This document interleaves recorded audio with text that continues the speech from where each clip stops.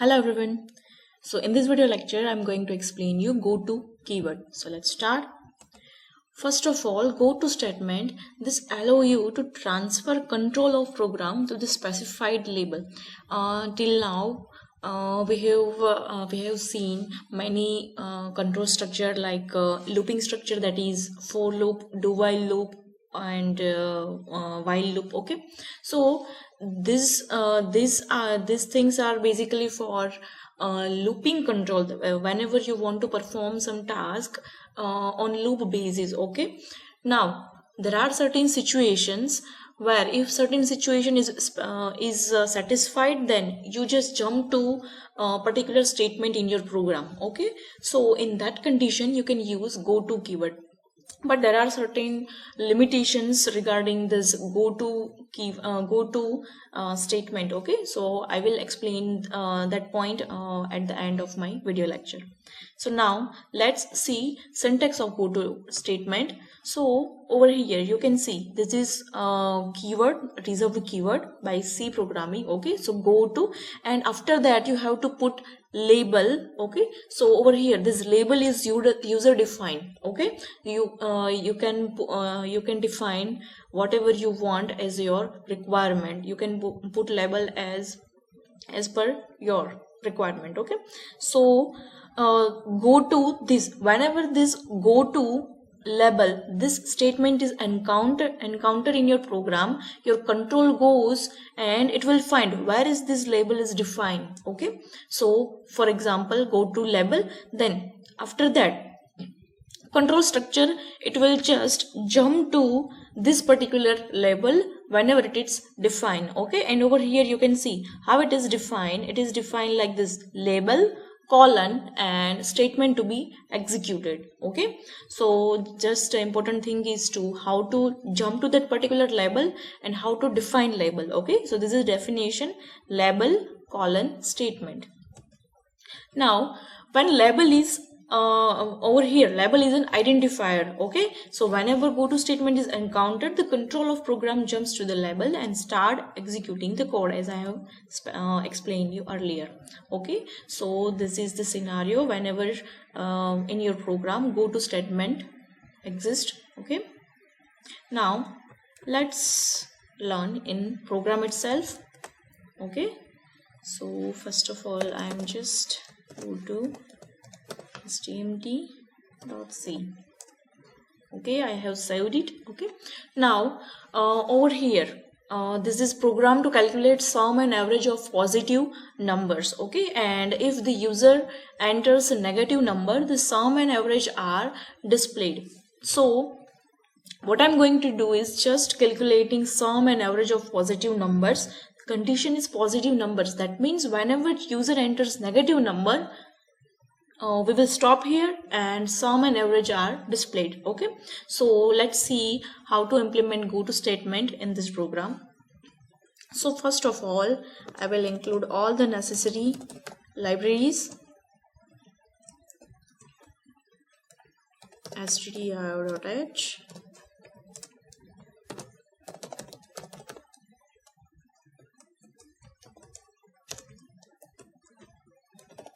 and conio.h.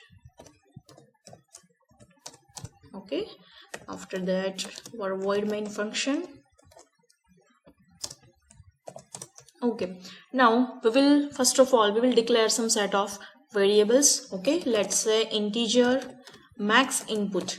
Now over here I am defining limit for input. Okay, how many inputs user want to as a number. Okay, so let's say user want to enter 10 numbers. Okay, 10 values of which they wants to calculate sum and average. Okay, after that I am defining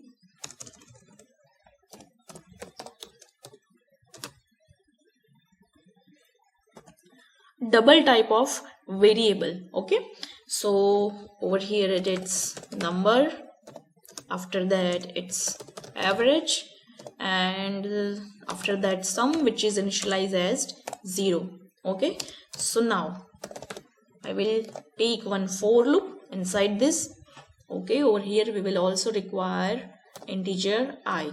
Okay, so now I is equals to 1, and for that purpose you need to know structure of for loop. Okay, so I is less than equals to max input, which is 10. Okay, so after that just I plus plus. Now many students put semicolon over here. Okay, so just important note one important instruction. You have to put semicolon whenever it is a statement. Okay, for example, this, it is not a statement. Okay, it's just definition of a main method. And yeah, you can say this integer and double, these both are statement. Okay, can I say this is as a statement? No, it's not a statement, it's just a definition, or I can it is just a for loop. Okay, you cannot put semicolon over here, but yes, you can put semicolon inside this curly braces. Okay, you can put it in within block itself, but remember it is statement. Okay, it can be either arithmetic statement or declarative statement. So for that purpose you need to watch my type of instruction video in my C programming playlist. Okay, you must watch it if you have not clear cut idea of what is instruction, what is a statement, like that. Okay, now inside this, let's printf %d. That means I want to also print number of input. Okay, so let's say for enter first number. Okay, let me put over here enter %d first number. Okay, so this is the statement, and after that I will scanf. Why scanf? Because user is entering one value, so we need to store it in particular variable. Okay, so now what is variable? So variable is number. Okay, but we need to use this address of operator, but this number is of type double. Okay, so that's why we not use %d, but we will use lf, because it is of double data type. Okay, after that you just need to put, okay, and let me put over here just /n.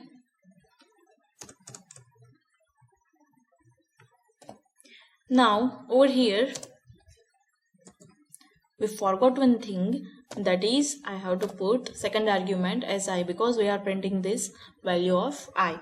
Okay, now we are going to put condition over here. What is that condition? If number is less than 0.0. Why 0.0? Because we have declared it as double. Okay, so its value can be like 13.33, or it is not an integer number. Okay, it can be like a 10.25. that's why if number is less than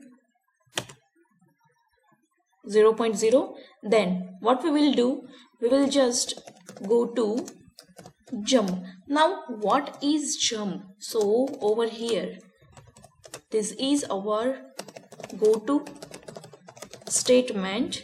So control jump to jump label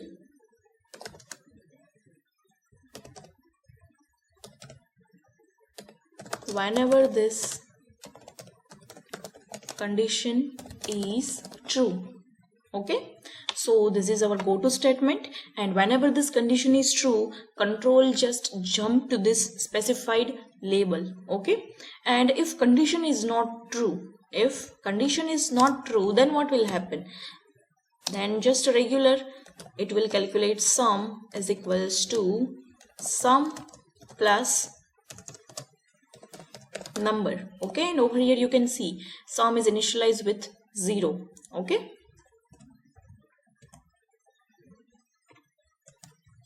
so over here our for loop is completed.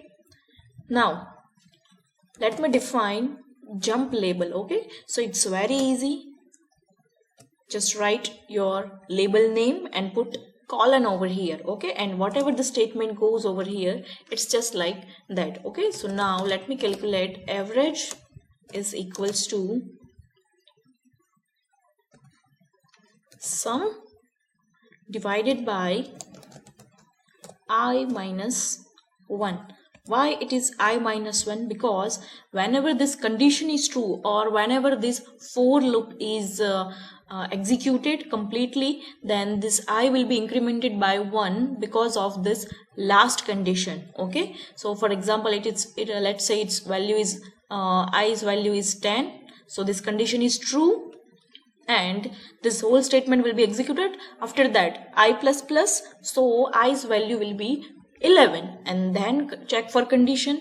So 11 is less than or equals to 10. No, so condition become false. So at the end your value of I is greater than or greater than by 1 what it should be. Okay, so we have write I minus 1. Now after that just print, let's say sum is equals to, now over here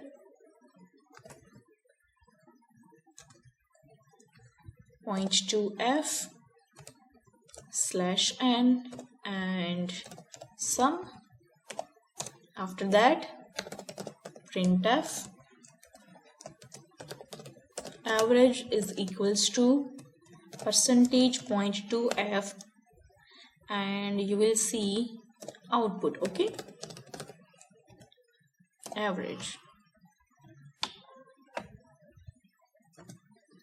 Okay, so this is the program. Now just check all the things. Okay, over here it's by mistake comma, but it's actually semicolon. Okay, now just compile your program. Okay, compiled successfully, and just okay, so we got our first message. Please enter first number, let's say 10. Okay, now enter second number, let's say 10. Third, let's say 10, and now I'm just putting negative value. Okay, so you can see we got our message, that is sum is equals to 30, because we have entered 10 10 10. So 10 plus 10 plus 10, it's 30, and average is also 10. Okay, that means our program executed correctly with logical and syntax concept point of view. Okay, so now there is one question in your mind, that if this condition is not gonna true in whole execution of for loop, then this statement will be executed over this statement. Yes, this statement will still executed once this for loop is completed, but there are certain exceptional cases when certain conditions are true. For example, over here we are checking if this entered number is negative, then you just need to go out from your for loop and just print it out, your average printf and sum and average. Okay, that's just like that. So this is how you can use goto statement. But one important point, this goto keyword, which is not used in it is not recommended to use in program. Why? Because it's create difficulty in debugging your program. Why? Because it makes your program very complicated, because it's just like that, jumping jabang. Okay, whenever you put go to statement, your control goes to from this memory address to this memory address, or there is possibility that your code go out of your memory range. Okay, I can say it is a memory leak execution statement, just like that. So it's not recommended to use go to statement, but still it is very useful whenever it is required. But you just need to be very careful whenever you are using go to statement. Okay, so I hope you understood it well. and bye bye. Keep practicing.